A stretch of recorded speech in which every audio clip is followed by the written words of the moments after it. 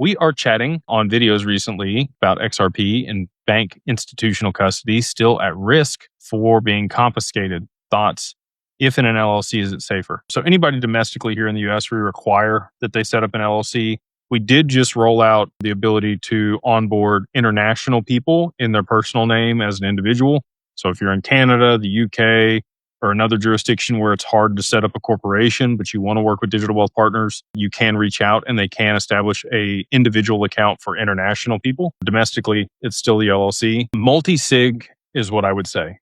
So you have to sign for your assets to be removed. If you don't sign, your assets aren't removed. So there's your answer. I mean, it's not, the government can't just come in and take your stuff. And that's the other benefit of, like you still get a lot of the same control and options and benefits from self-custody. It's an FBO account for the benefit of in your name. You own the assets through whatever corporation or as an individual if you're international.